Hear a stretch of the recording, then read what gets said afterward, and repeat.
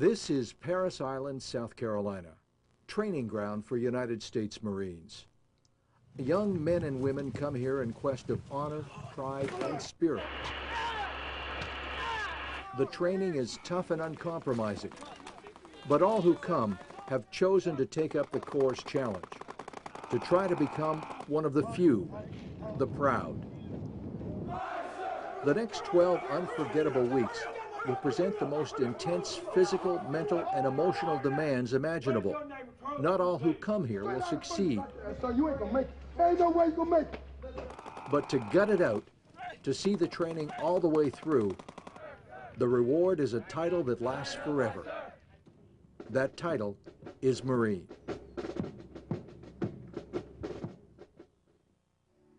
Although the Marines first landed on Parris Island in the mid-1800s, it would be 1891 before a detachment would be permanently stationed here. The Marines served as guards while a large wooden dry dock was under construction.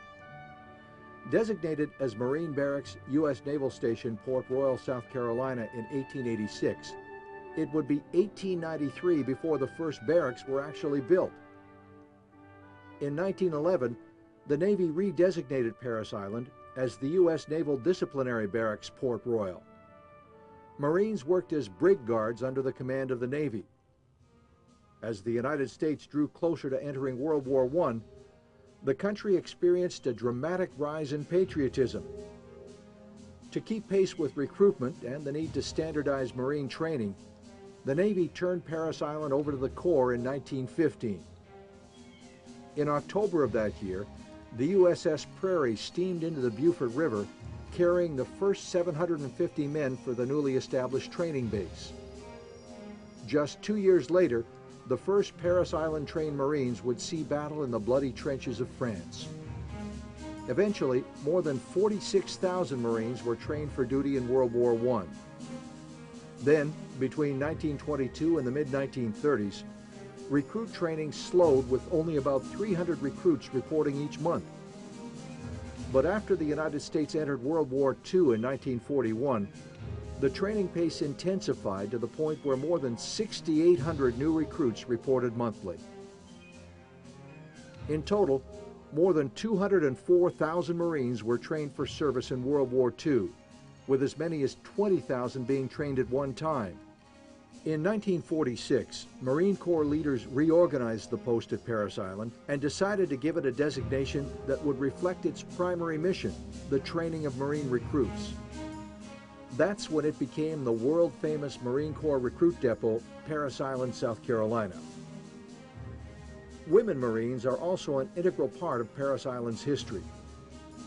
First arriving in 1943 as reservists, in 1949, the year following the passing of the Women's Armed Services Integration Act, a separate battalion exclusively for the training of female recruits was permanently established at Parris Island. And today, the primary mission at what is perhaps the most famous military post in the world continues to be the producing of highly disciplined, basically trained Marines.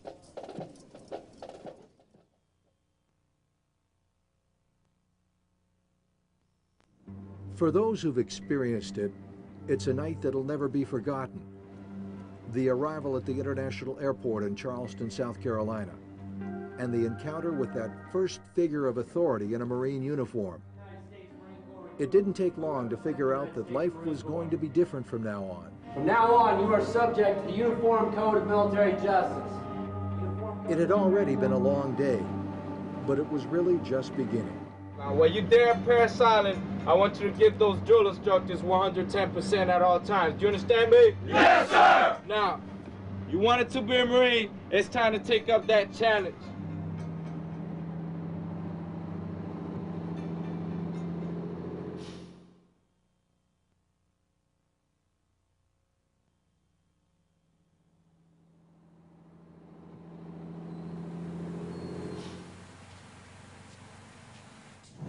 Sometime today might be nice.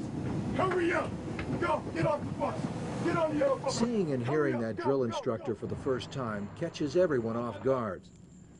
Your head and eyes remain straight to the front. Your chin is slightly tucked. But most importantly, your mouth is shut. You're now aboard Marine Corps Crew Depot, Parris Island, South Carolina. It leaves you dazed, confused, and more than anything, scared, almost afraid to think of what might be coming next.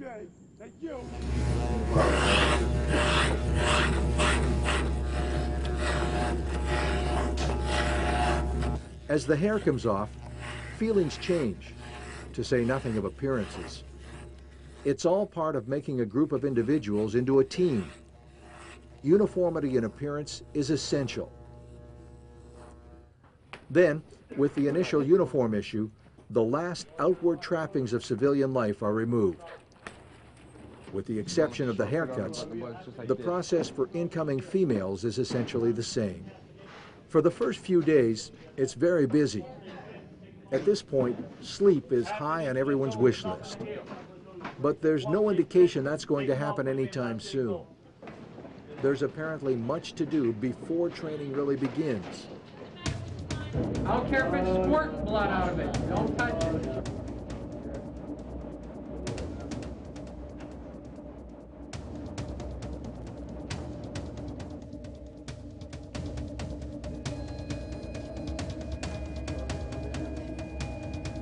How you doing this morning? Yes, sir. Are you having any dental problems today? No, sir.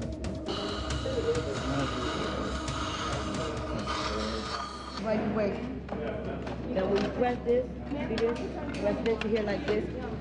Take that. All right, sir. Throw that one in the trash. 6, 2, 5, 3, 2. 6, 2, 5. 3, 2. 3, 4. One more. Sir. Sir.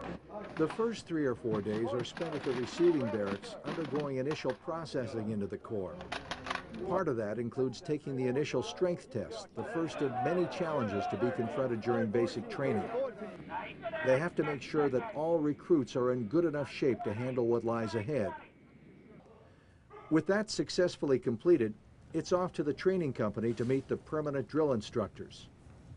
It soon became clear that what had been experienced so far was merely the calm before the storm.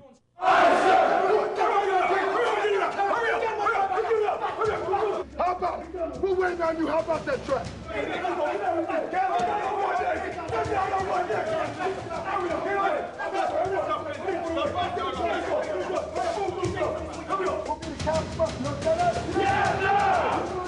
Nothing until you will not do nothing. God, they're gonna tell you to move. You understand me? Yes, sir!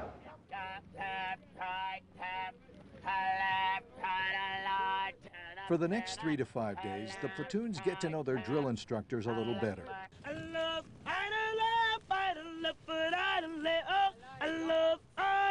This period is known as forming, a time to learn the basics. Close order drill not only offers a means of orderly movement from one place to another, its more important purpose is to instill teamwork and discipline. No, you understand that? Sir, yes, sir! Oh, you understand that? Yes, sir! You take that, as soon as that left foot goes forward, you're pivoting in my column, you understand that? Sir, yes, sir! Squad leaders, you know what you're doing, don't you? Sir, yes, sir! It's driven home early and often that obedience to orders comes without question or hesitation. You don't scratch your face! This is a new way of life, unlike anything any recruit has ever experienced. Time is precious. The clock rules everyone's life. Every event has its place and time. The days seem long and unending. To the drill instructors, though, Yes, sir! No louder! Yes, sir! well, they have their work cut out for them.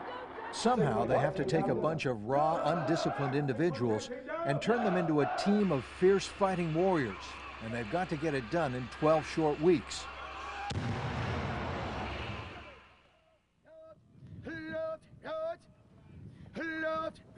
After about a week, it comes as something of a shock to discover the training hasn't even officially begun yet. Once it does, though, recruit training offers a kind of progressive building block approach that breaks things down week by week. In the beginning, the emphasis is on strengthening the body through rigorous resistance and endurance exercises. The purpose of that is to prepare everyone to physically conquer the more challenging events that come toward the end of training. All the way up, all the way down. Most of us grew up with the same beliefs. Recruits are also taught early on about the core values of honor, courage, and commitment. Before leaving here, these ideals will be instilled deep into everyone's heart and mind. Also in these first few weeks, the building of self-confidence is stressed. While at the same time, recruits are learning to depend more on each other. Already starting to perform physical feats far beyond anything that was expected, by now, the thinking is more in terms of unit than individual.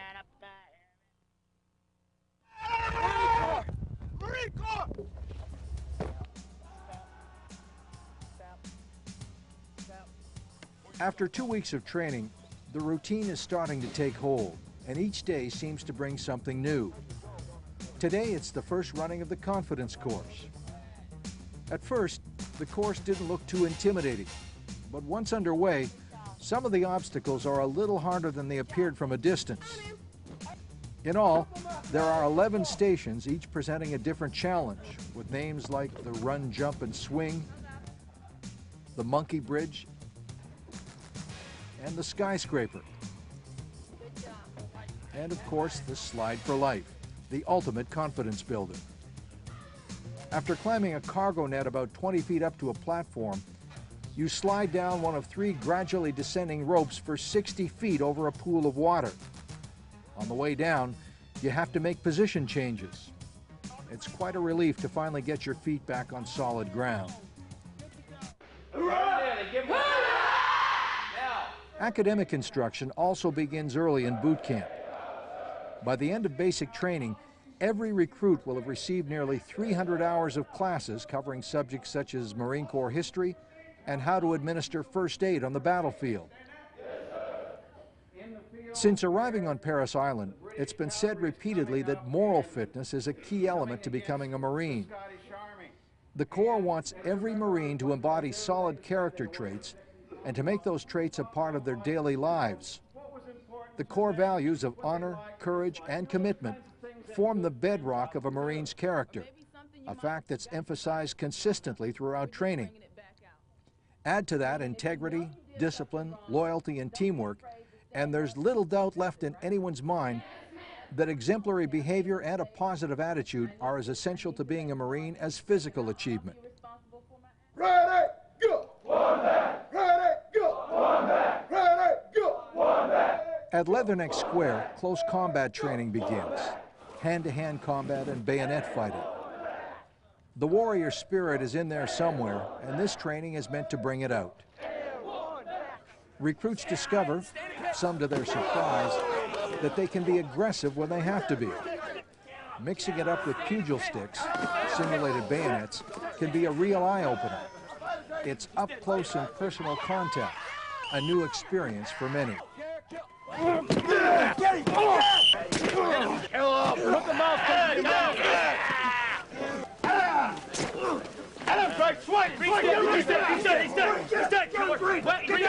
Get this one! Oh! Get on him! Kill him! Get on him! Bring his death! Since the Marine Corps is renowned as an amphibious fighting force, combat water survival is also an integral part of training. You have to rid yourself of any fear of water. Before today, most could swim, at least a little bit, but this training isn't just about swimming. More importantly, it's about learning how to stay afloat in full combat gear and maneuvering safely back to shore.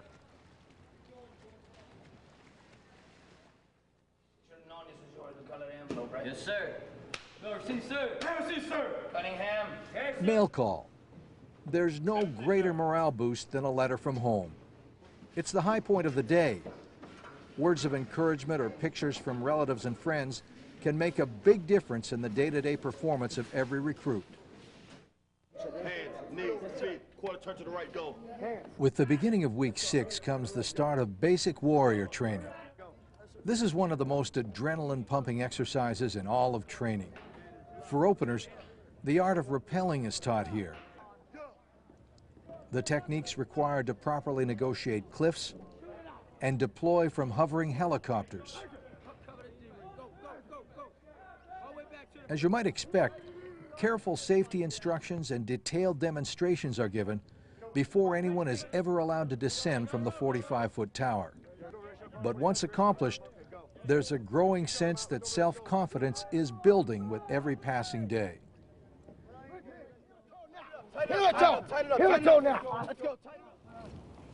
The gas chamber. Most will tell you this wasn't their favorite event, but everyone understands how important it is to learn how to prepare for a nuclear, biological, or chemical attack. After receiving instruction in assembling, maintaining, and using a gas mask, it's single file into the chamber. After a few minutes, once the noxious smoke fills the room, the instructor says, "Take the mask off." Then, after what seems like an eternity, to put it back on again. You learn very quickly whether or not you've donned the mask properly. After a short period, it's back out of the chamber to regroup and breathe some fresh air, an experience nobody will ever take for granted again. The next 2 weeks is set aside for marksmanship training at Weapons and Field Training Battalion. The Marine Corps marksmanship program involves a comprehensive 3-phase approach. In the first week, instruction deals with safety and firing procedures, proper sling adjustments, and shooting positions. This is known as snap-in week. During firing week, live ammunition is fired from set distances on the known distance or KD course. Qualifying with the rifle is a graduation requirement, so it's essential to do the best you can. Finally, after steadily improving rifle skills during practice firing, the big moment arrives: qualification day.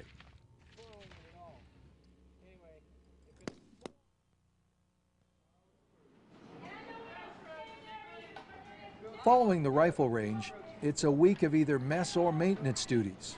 Some work in the mess hall serving chow, while others are assigned maintenance duties elsewhere on the depot.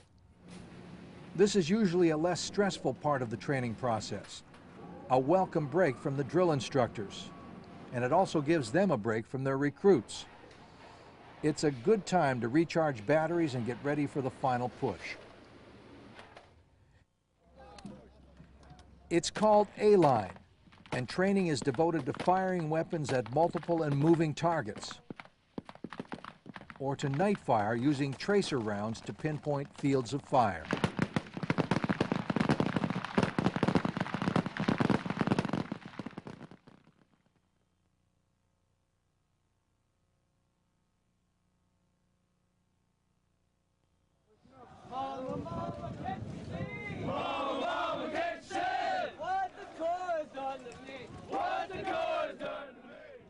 The Crucible is the final test. It's 54 long, grueling, virtually non-stop hours with very little food, practically no sleep, and nearly 40 miles of humps, most of it with full packs. Everything that's been learned to this point is applied here, as everyone gets pushed to the threshold of their physical, mental, and moral limits. It's unit before self, as teamwork and core values are emphasized over and over again.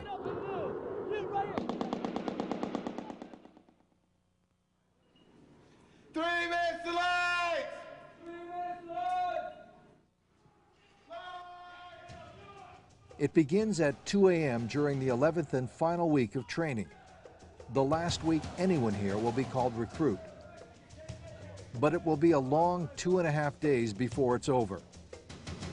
During the Crucible, the challenges come from a series of warrior stations, each named for a Marine Corps hero whose life and death epitomized the core values of honor, courage, and commitment. After the platoons have been broken down into 12 to 16 member teams, each event pits a team against the clock and their assignment.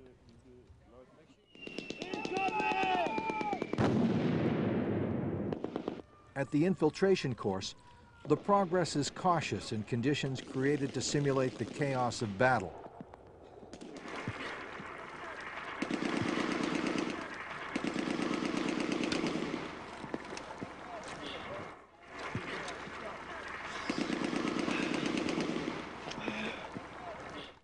Along the way, one team member is designated as a casualty. The rest must now evacuate their wounded comrade to safety while still completing the task at hand. Lesson learned: Marines never, ever leave their wounded on the battlefield.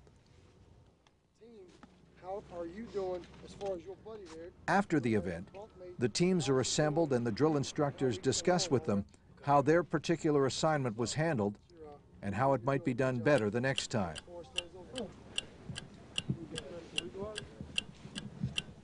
So far, so good. Day one is well underway. In the coming hours, recruits will confront several situations which test their problem-solving and leadership skills. Above all else, it's understood that working together as a team will ultimately be the key to success. 18 hours have passed since step-off, and by now, everyone's at the brink of exhaustion. But as it turns out, there's still a lot to do before this first day of the Crucible comes to an end.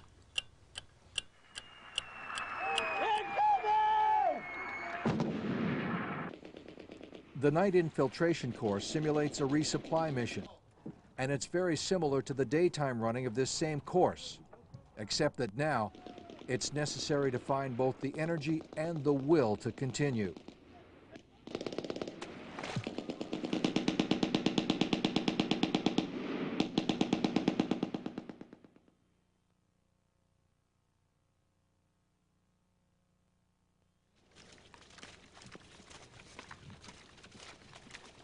Like day one, which finally came to a merciful end, day two also begins long before sunrise.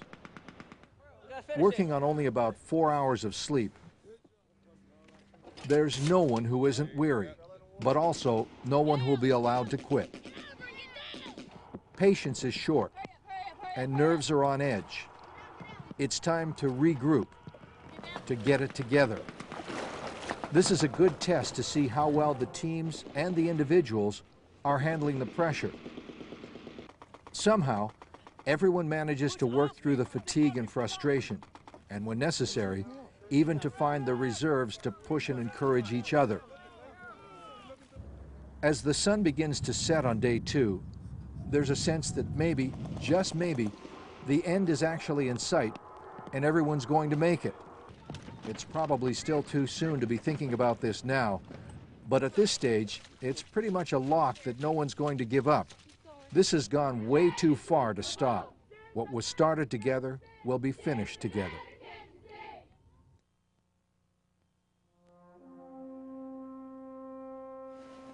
Hey, can the one get back? Get that ice man on top of the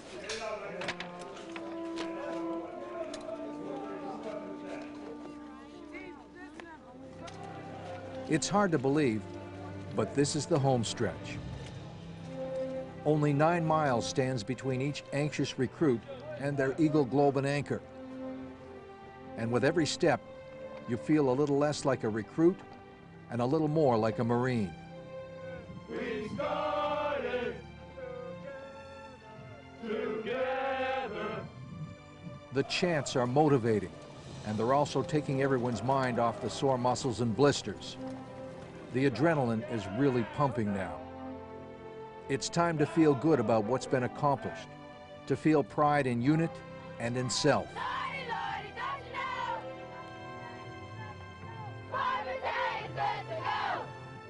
Finally, the Iwo Jima Monument comes into view. Just a few more feet, and everyone here can say, "We've made it."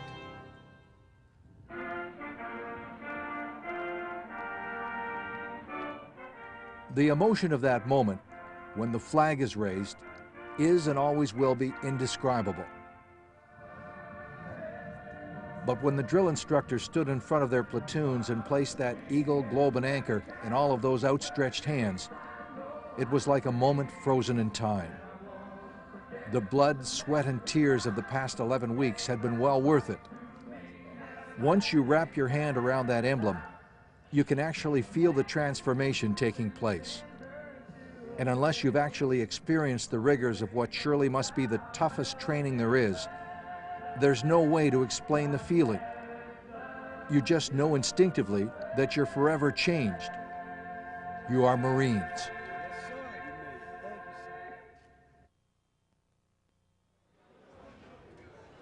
Following the emblem ceremony, it was time for a warrior's feast.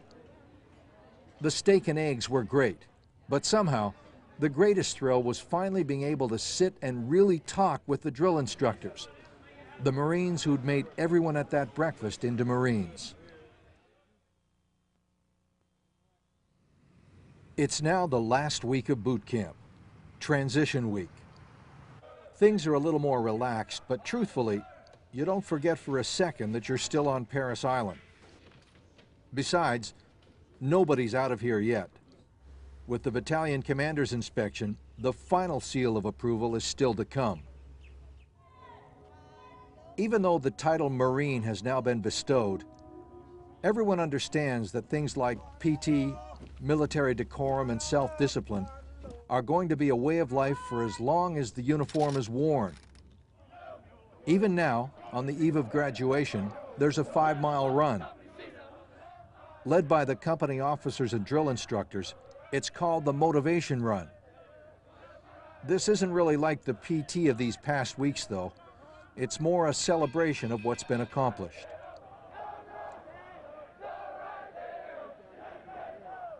It's also Family Day, and for most, the first time family and friends have been seen for at least 13 weeks. For others, it's been even longer. This day has been a long time coming.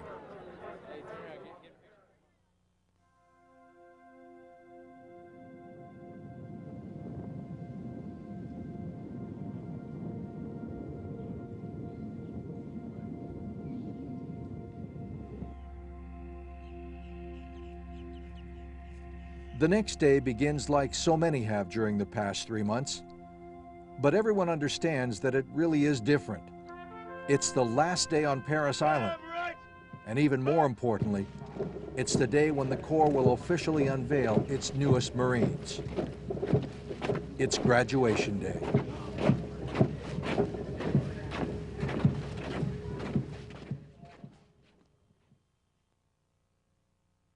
The term Devil Dog is used today as a friendly reference between Marines, but the nickname has a proud history. It was first given to Marines by German troops who fought against them in the Battle of Belleau Wood in World War I. In 1921, Major General Smedley Butler introduced the first Bulldog as a Marine mascot. Now entering the parade deck is Parris Island's own Devil Dog, Mac. Mac is an English Bulldog who enlisted in the Marine Corps on the 19th of September 2002. He reported for recruit training on the 24th of September 2002 and graduated on the 20th of December 2002.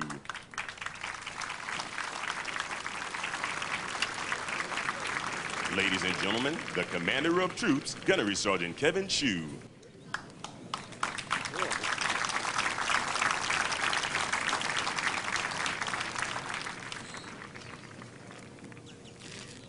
Step! Foot! The staff for today's parade is comprised of drill instructors from the 2nd Recruit Training Battalion.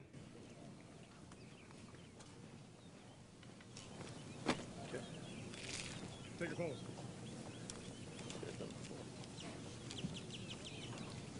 The Marine marching across the parade deck is Gunnery Sergeant Nicholas Diabru. He is the parade adjutant and will very shortly give the command to begin the ceremony. His position when he halts indicates where the right flank of the formation will rest. Once positioned, he will draw his sword and supervise the placement of the formation.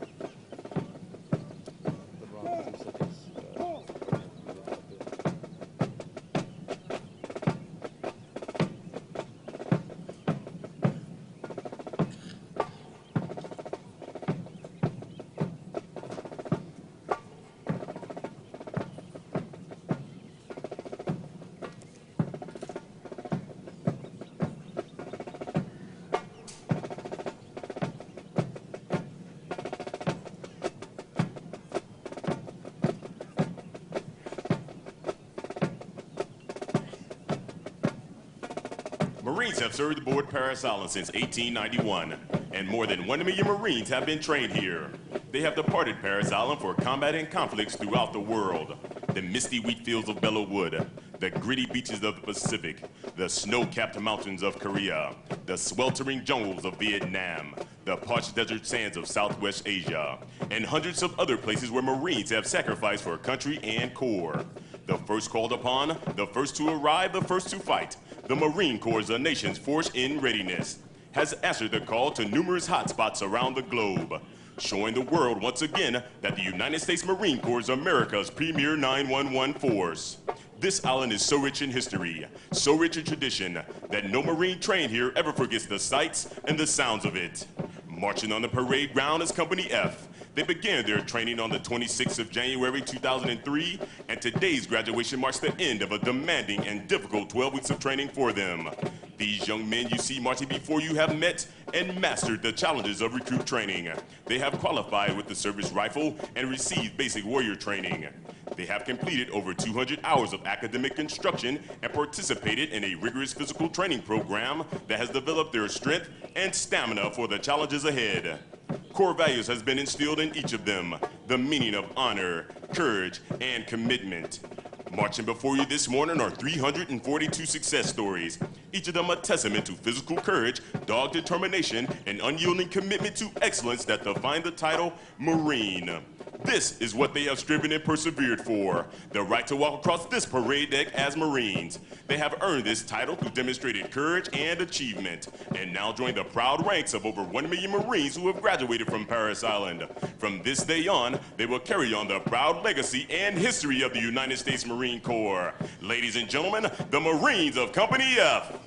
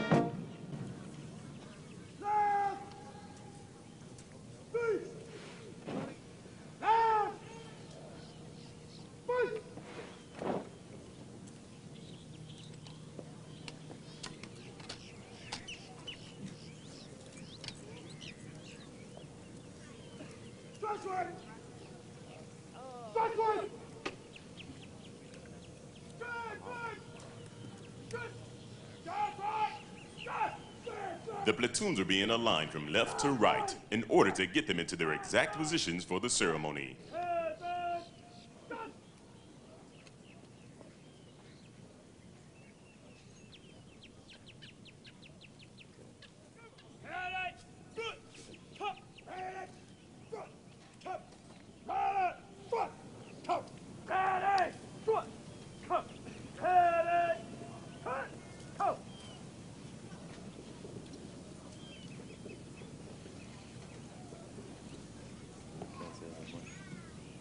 Ladies and gentlemen, please rise for our national anthem.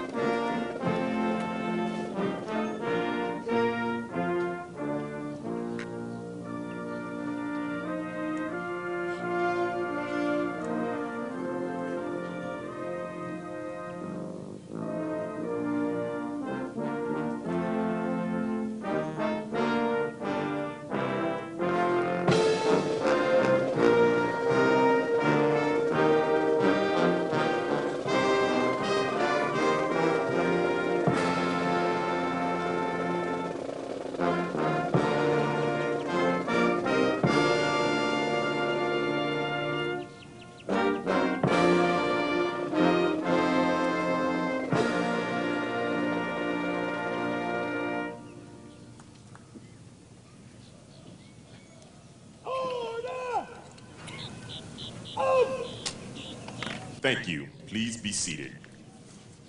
All right! Right! Sound off! Sound off!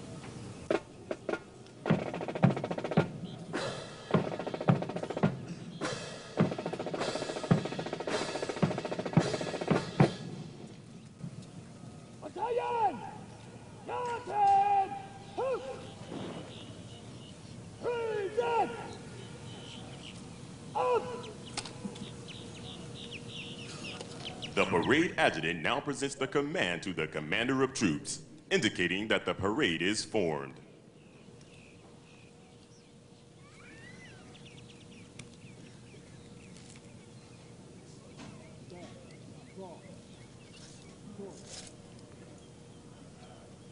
Order! Up!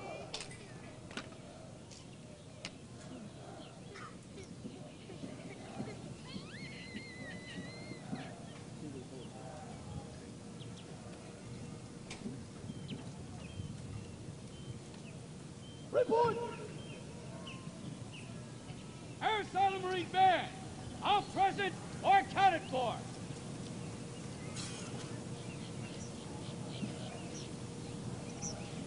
2032, sir! All present or account for!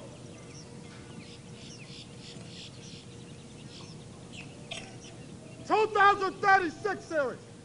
All present or accounted for!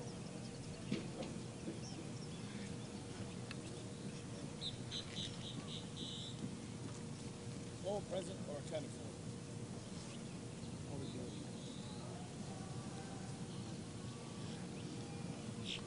Attention!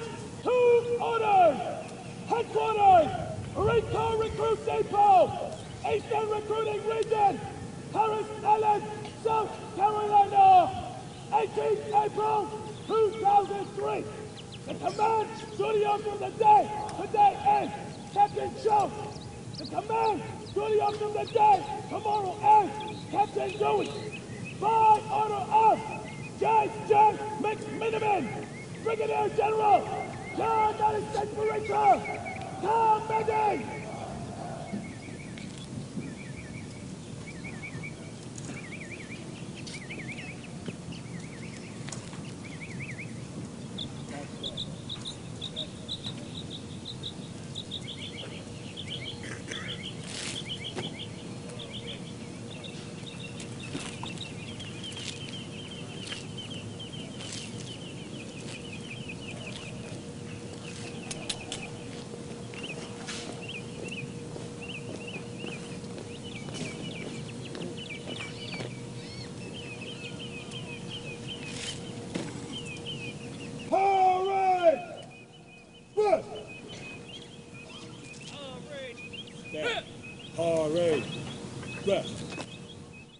Throughout our nation's history, millions of men and women have earned the title United States Marine. In keeping with the slogan, once a Marine, always a Marine, we would like to recognize them. We ask those men and women in the audience who have served in the United States Marine Corps, please rise. Please join us in showing our appreciation for their dedicated service to Corps and country.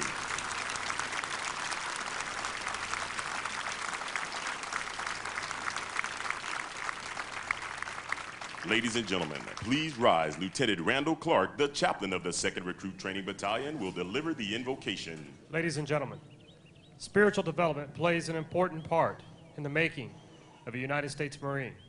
This prayer was written for the Marines of Company F. Let us pray. Oh God, we gather today to thank you for the courage, strength, and patience that you gave us to reach the goal of becoming United States Marines. Working together through the clash of cultures and personalities, you forged us into a team. We thank you for being our support through the physical, mental, and spiritual trials of training. You have blessed us with loving family and friends who have supported us while we were here. We thank you for bringing them safely to share this special moment with us. We pray that you'll continue to watch over them and us in the future. Amen. Thank you. You may be seated. Ladies and gentlemen, the commanding officer of the 2nd Recruit Training Battalion, Lieutenant Colonel James Fritz.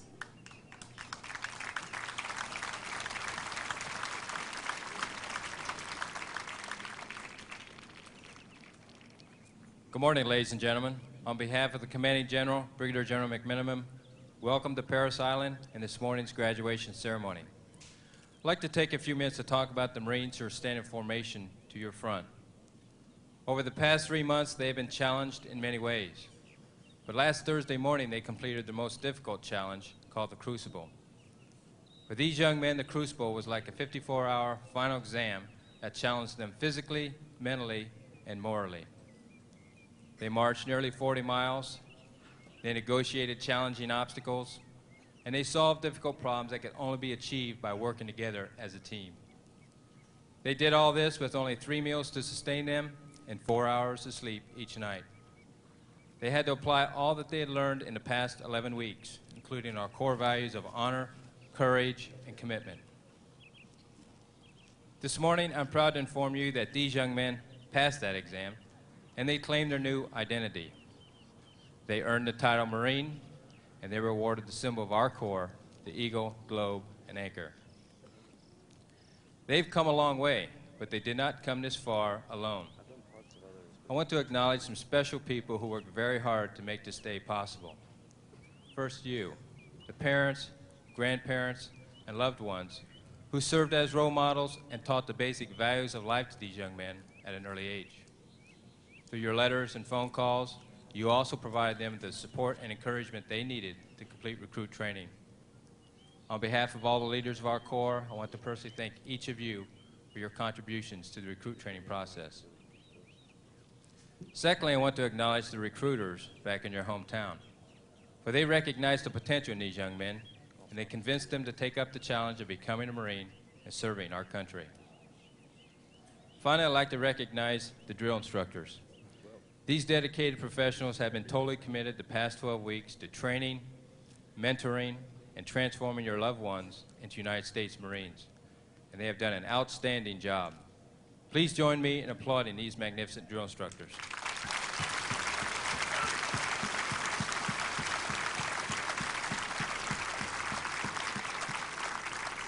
Excuse me while I address your Marines. Good morning, Marines. Good morning, sir! You've come a long way since standing on those yellow footprints at receiving. I'm extremely proud of you, and I salute all of you for what you've achieved here during your training. As you prepare to depart Parris Island, allow me to offer you these few words of advice. Remember who you are, and what you have the potential to be. Good luck, Godspeed, and Semper Fi.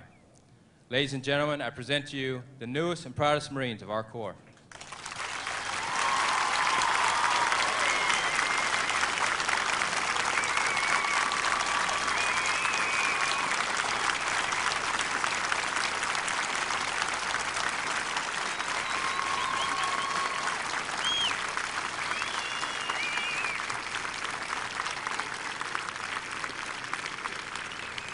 Reviewing today's graduation ceremony is Colonel Patrick E. Donahue.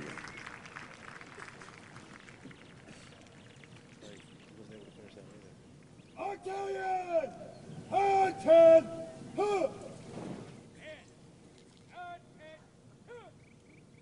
Colonel Donahue is the Chief of Staff, Marine Corps Recruit Depot, Parris Island, and Eastern Recruiting Region.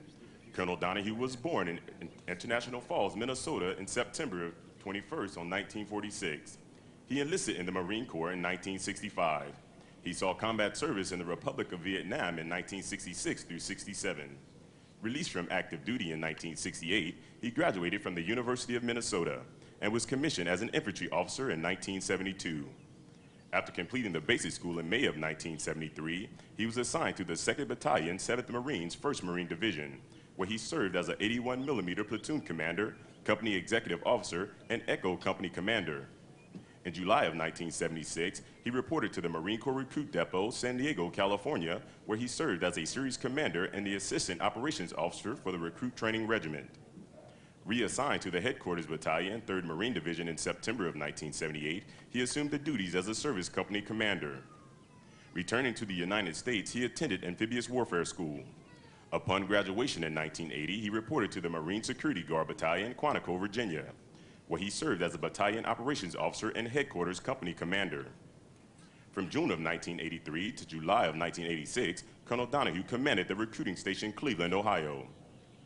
After completing Marine Corps Command and Staff College in June of 1987, he was ordered to the 1st Marine Expeditionary Brigade, Kanoe Bay, Hawaii, where he joined the 2nd Battalion, 3rd Marine Regiment, as a battalion executive officer. In July of 1988, he became the operations officer for the 3rd Marine Regiment.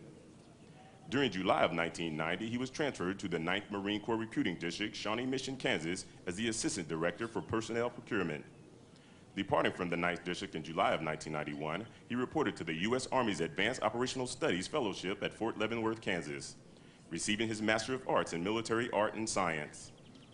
Reporting to the 1st Marine Division, Camp Pendleton, California in July of 1993, he assumed command of the 3rd Battalion, 5th Marine Regiment. In February of 1994, he was assigned as the Assistant Operations Officer for the 1st Marine Division. He joined the 9th Marine Corps Recruiting District, Kansas City, as the Executive Officer in 1995 and assumed command of the district in 1997. From August 1999 until August 2001, he was the Professor of Naval Science at the University of Nebraska. His personal decorations include the Legion of Merit with 1 Gold Star, Meritorious Service Medal with 2 Gold Stars, Navy Commendation Medal with Gold Star, and Combat Action Ribbon. Colonel Donahue is married to the former Patricia Eklund. They have 2 sons, Sean and Ryan.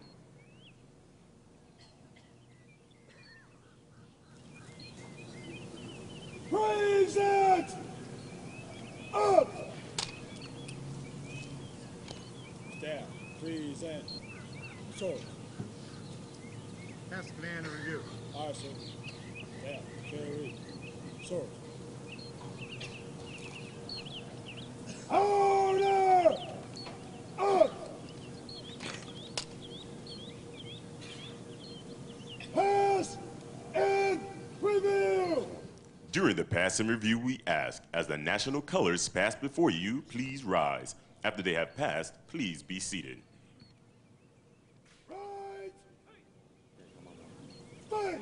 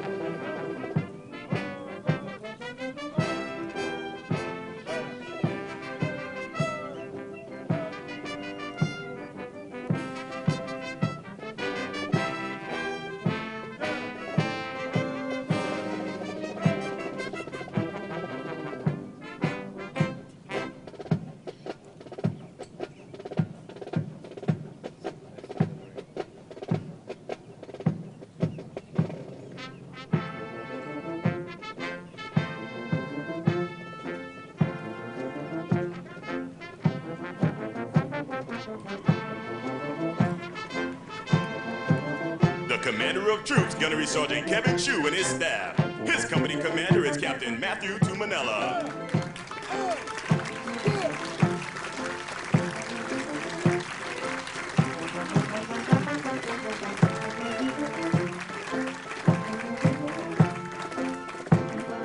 The Parris Island Marine Band under the direction of Chief Warrant Officer Robert Sabo. The drum major is Gunnery Sergeant Grady May.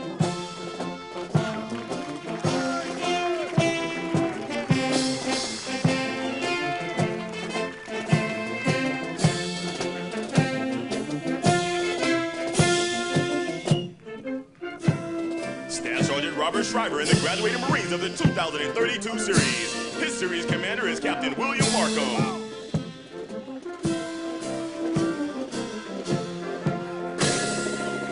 The senior drill instructor of Platoon 2032 is Staff Sergeant Corey Jameson. He is assisted by drill instructor Staff Sergeant Norberto Rodriguez and Staff Sergeant Larry McNair.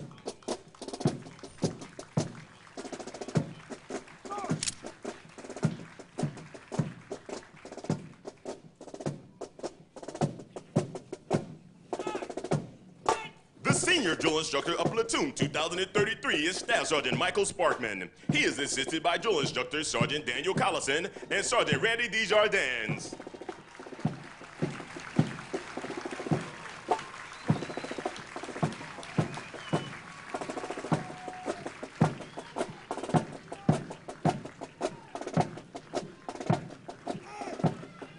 Ladies and gentlemen, the honor platoon for Company F is Platoon 2034, led by Senior Drill Instructor Staff Sergeant John Kennedy. He is assisted by Drill Instructor Staff Sergeant Wayne Nugent, Sergeant Caleb Cook, and Sergeant Roy Parton. Staff Sergeant Kingsley Price and the graduating Marines of the 2036 series. His series commander is Captain Terrence Fox.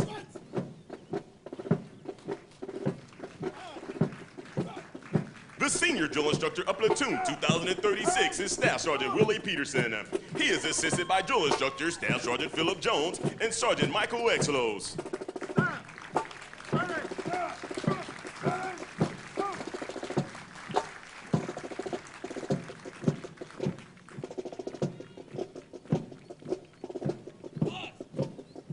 The senior drill instructor of Platoon 2037 is Staff Sergeant Philip Anderson. He is assisted by drill instructor Staff Sergeant Joseph Kern and Sergeant Daniel Arcentales.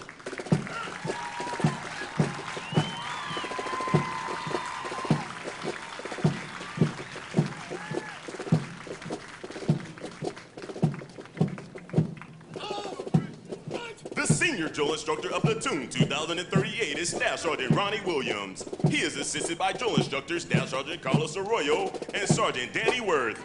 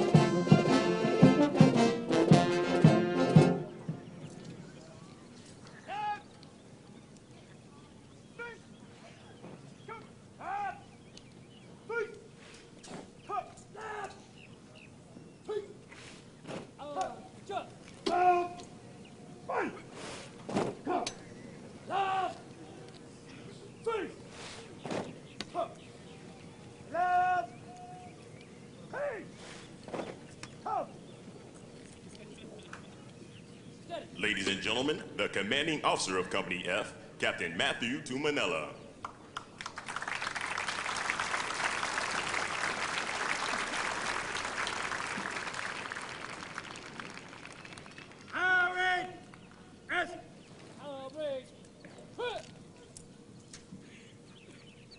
Ladies and gentlemen, the Marine Corps tradition of every Marine is a rifleman begins in recruit training.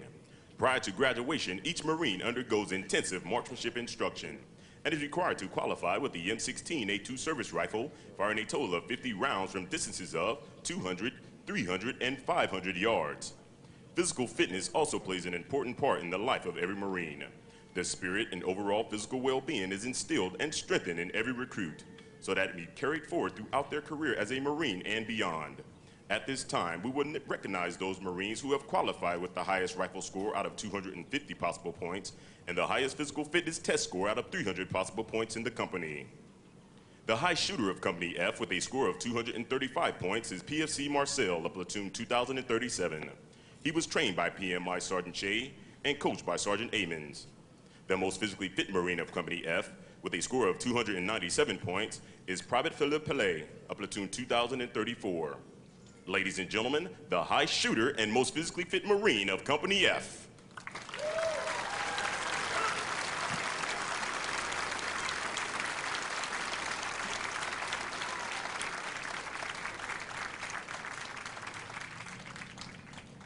House! March!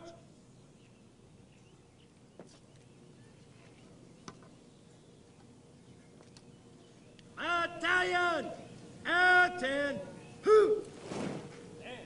The new Marines carrying the platoon guidons have been selected as the honor graduates for their platoons. They will now retire their guidons. Guides! Center! March!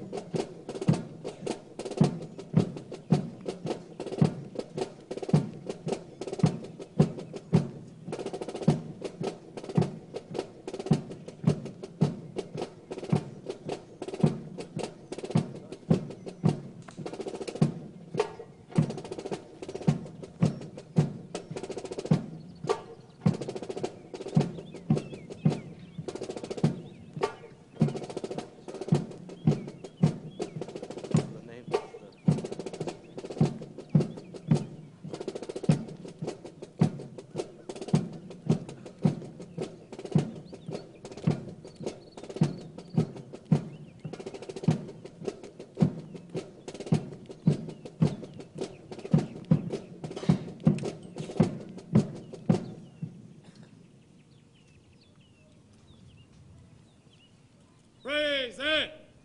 Guide up!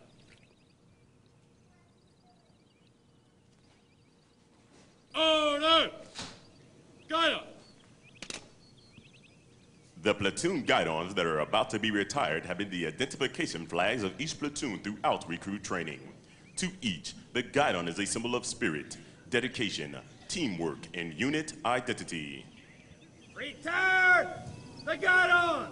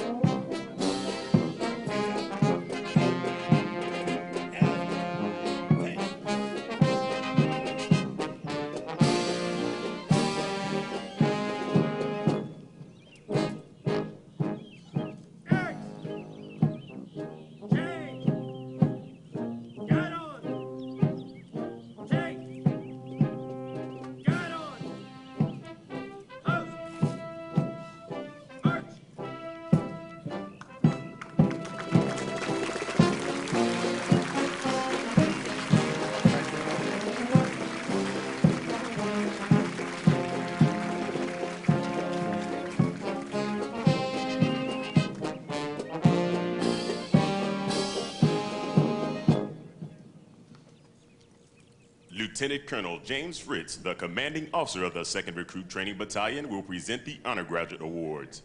He is accompanied by Sergeant Major Randall Kennedy. Please hold your applause till after all of the awards have been presented.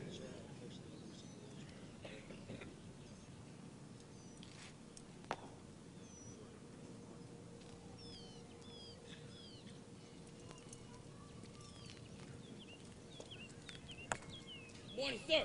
The Honor Graduate for Platoon 2032 is Hasim Veal from Birmingham, Alabama. Lance Corporal Veal was recruited by Staff Sergeant Green and was trained by Senior Drill Instructor Staff Sergeant Corey Jameson.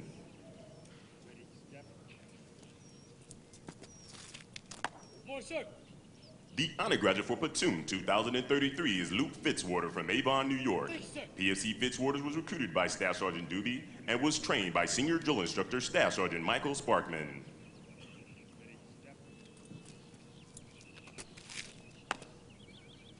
The Honor Graduate for Platoon 2034 is Paul Barrett from Monticello, New York. Lance Corporal Barrett was recruited by Sergeant Hamilton and was trained by Senior Drill Instructor Staff Sergeant John Kennedy.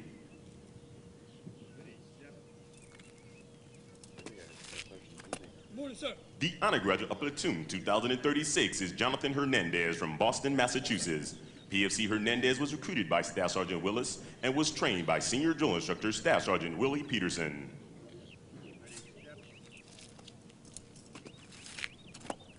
Morning, sir. The Honor Graduate for Platoon 2037 and Company F is Ryan Marcel of East Northport, New York.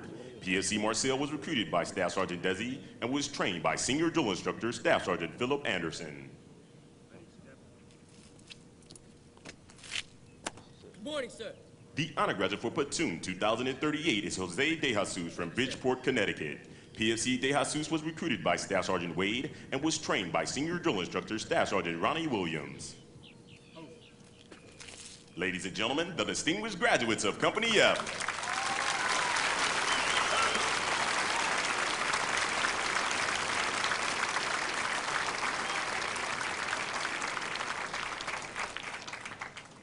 House. Arch.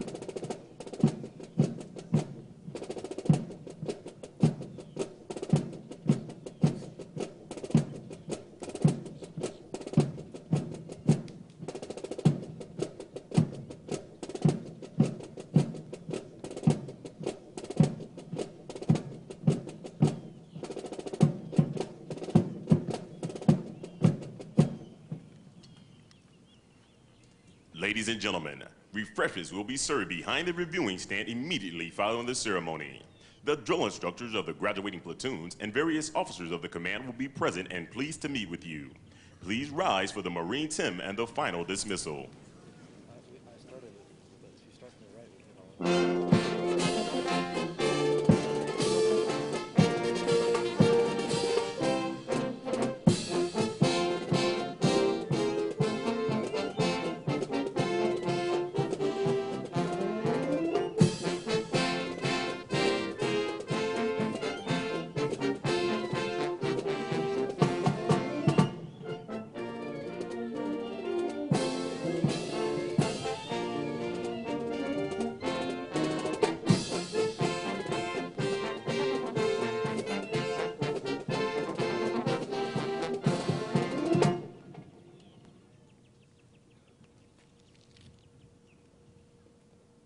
Company First Sergeant. Ladies and gentlemen, the First Sergeant of Company F, Gunnery Sergeant Kevin Shue.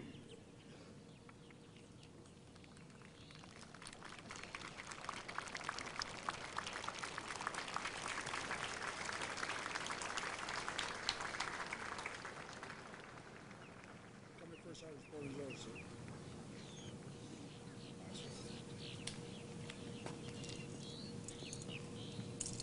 Am I losing the flag?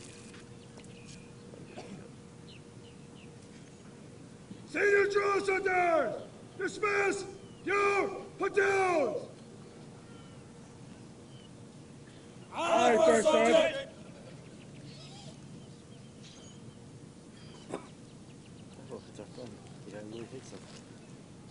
The senior drill instructors will now dismiss their platoons. This is the last and probably most welcome order the new Marines receive from their senior drill instructors. Platoon 2032! Dismiss! Platoon